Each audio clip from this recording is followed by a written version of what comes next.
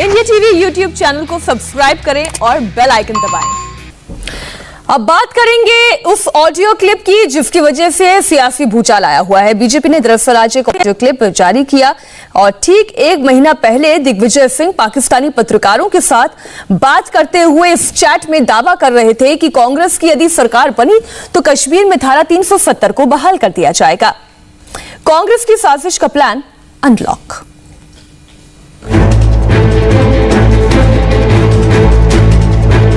Congress party would certainly have to have a relook on this issue.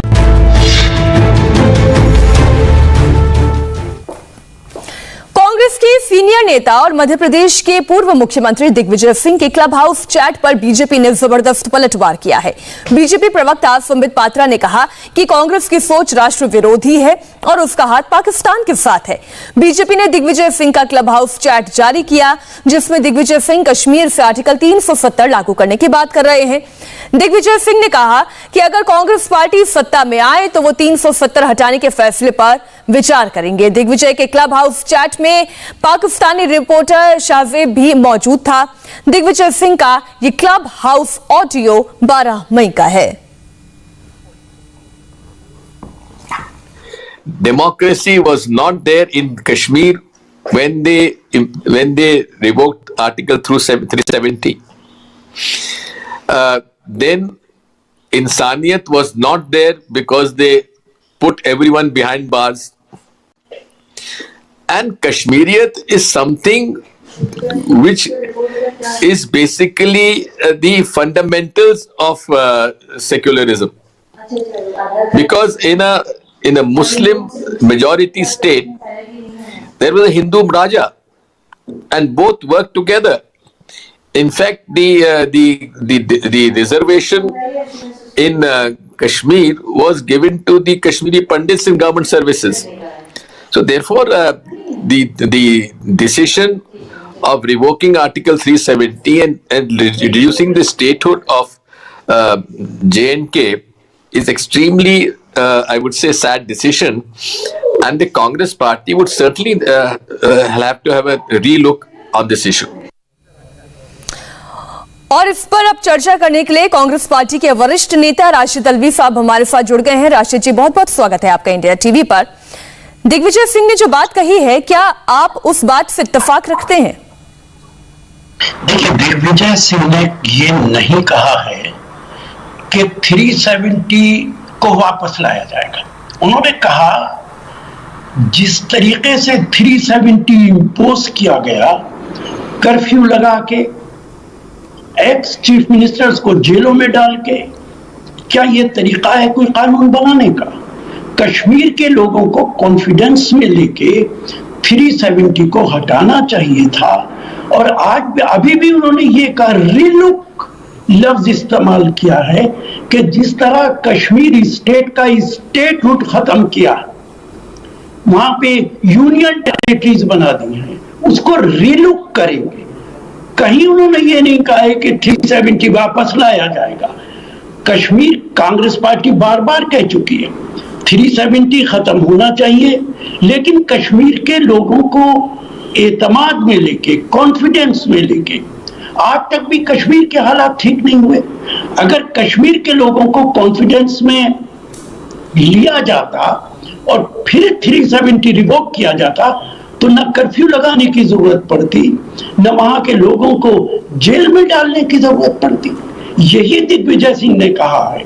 उन्होंने कहीं एक लफ्ज नहीं कहा कि उन्होंने विचार करने की बात कही है। ये मैंने पूरा बयान उनका सुना है, दर्शकों ने भी सुना है। राशिद जी, इसलिए मैं आपसे जानना चाहती हूं कि क्या पुनर्विचार की जरूरत है? क्या ये आप मानते हैं और क्या ये कांग्रेस पार्टी की भी लाइन है? क्या पुनर्विचार का मतलब ये होता है कि कानून को वापस लाया जाए? पुनर्विचार का मतलब है उनका कि कश्मीर के लोगों को कॉन्फिडेंस में लिया जाए।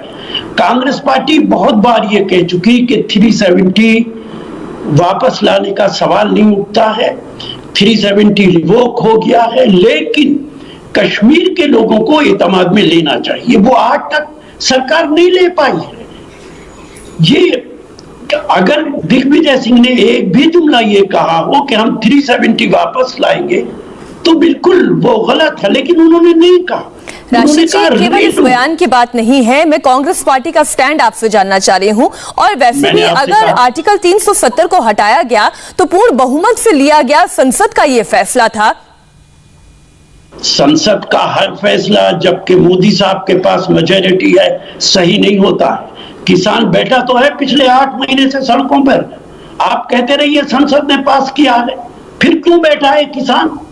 बरसात में, जाड़े में, गर्मी में एजिटेशन कर रहा है। तो संसद को भी लोगों का ख्याल करना चाहिए। अगर आपके पास मेजॉरिटी है, इसका मतलब यह नहीं है कि जो आप चाहेंगे करेंगे। कश्मीर के लोगों को एतमाद में अगर लिया होता तो क्या कर्फ्यू लगाने की जरूरत पड़ती? क्या वहां पे महबूबा मुफ्ती जिसके साथ आपने सरकार बनाई उसको जेल में डालना पड़ता? लेकिन राशिद जी, उमर अब्दुल्ला, मेरा सवाल आपसे ये है कि अलगाववाद को बढ़ावा अगर किसी आर्टिकल से दिया जा रहा था तो क्या उस पर फैसला लेना सही कदम नहीं था? आपने कहा चलिए मेजॉरिटी की सरकार है, लेकिन सुप्रीम कोर्ट में भी तो ये मसला गया था ना, फिर क्या हुआ? देखिए, मैं फिर दोबारा अपनी बात को दोहराऊंगा। अलगाववाद वहां पे हो रहा था, लेकिन अलगाववाद का मतलब यह है कि वहां कर्फ्यू लगा दिया जाए। दुनिया के अखबारात में क्या लिखा है कि वहां पे जबरदस्ती इंपोज किया गया जो कुछ हुआ। क्या आपको लगता है कि दुनिया को नहीं मालूम कि आपने एक्स चीफ मिनिस्टर को जेलों में डाल दिया, गलत मैसेज दिया? इसका मतलब है वहां के लोगों के खिलाफ आपने फैसला किया। वहां के लोगों को कॉन्फिडेंस में लेते, वहां के जो लीडर्स थे उनको कॉन्फिडेंस में लेते, 370 हटा देते। कौन मना कर रहा है? कांग्रेस पार्टी ने कहा है 370 हटाना बिल्कुल ठीक है, लेकिन वहां के लोगों को इत्मीनान में लेना चाहिए था। दिग्विजय सिंह ने भी यही कहा है। उन्होंने कहा है कि जिस तरह स्टेटहुड खत्म किया गया है, आपने जो बात बोली मैं उसी का एक सिरा पकड़ के आपसे पूछ रही हूं। आपने कहा कि कांग्रेस पार्टी का मानना है कि आर्टिकल 370 हटना चाहिए था, लेकिन वहां के लोगों को, वहां के नेताओं को कॉन्फिडेंस में लेना चाहिए था। मैं सही समझ रही हूं आपकी बात, लेकिन आपको क्या लगता है कि अलगाववाद को सपोर्ट करने वाले नेताओं को अगर कॉन्फिडेंस में लिया जाता तो कभी यह कदम उठाया जा सकता था? जो लगातार चाहते ही हैं कि उनकी हुकूमत रहे, उनकी रीति नीति चले, लोकतंत्र का हिस्सा कश्मीर ना बन पाए, क्या आपको लगता है कि यह तरीका कभी हो पाता, आर्टिकल 370 कभी हट पाता? अलगाववादी नेता जितने थे उनको आप जेल में डाल देते, कौन मना कर रहा है? लेकिन क्या फारूक अब्दुल्ला अलगाववादी हैं? महबूबा मुफ्ती अलगाववादी हैं? उमर अब्दुल्ला अलगाववादी हैं? ये नेता अलगाववादी नजर आते? इन्होंने तो अलगाववाद को सपोर्ट करने वाले नेताओं की मैंने बात कही नहीं। तो मैंने फिर आपसे अर्ज किया कि जो अलगाववादी थे उन्हें आप जेल में डाल देते, कौन मना कर रहा है? कश्मीर का हर आदमी तो अलगाववादी नहीं है। इन नेताओं को इस्तेमाल करते, कॉन्फिडेंस में लेते, अलगाववादी लोगों को आइसोलेट करते, उनको जेलों में डालते और राशिद जी, हम अपनी चर्चा को और आगे बढ़ाएंगे, लेकिन कुछ नेताओं के भी बयान आ रहे हैं और इसी कड़ी में रविंद्र रैना, बीजेपी के नेता, जो बयान दे रहे हैं वो आपको सुना देते हैं। कांग्रेस पार्टी पाकिस्तानियों की हमदर्द पार्टी है। कांग्रेस पार्टी आतंकवादियों और अलगाववादियों की समर्थक पार्टी है। कांग्रेस पार्टी ने हमेशा भारत माता की पीठ पर खंजर घोंपा है। ये कांग्रेस का हाथ पाकिस्तानियों के साथ, कांग्रेस का हाथ आतंकवादियों और अलगाववादियों के साथ। धारा 370 कयामत की सुबह तक वापस नहीं आएगी। इस धारा 370 के कारण जम्मू कश्मीर में आतंकवाद, अलगाववाद और पाकिस्तान की मानसिकता को जन्म दिया गया। जब धारा 370 हटी तो पाकिस्तान के प्रधानमंत्री इमरान खान को तकलीफ हुई। इमरान खान ने विरोध प्रदर्शन किए और आज इमरान खान के नक्शे कदम पर चलते हुए कांग्रेस के नेता दिग्विजय सिंह ये बयान दे कि कांग्रेस आएगी तो धारा 370 वापस लाएगी। ये दिग्विजय सिंह के, राहुल गांधी के और श्रीमती सोनिया गांधी के जो मुंगेरी लाल के हसीन सपने हैं, ये कभी पूरे नहीं होंगे।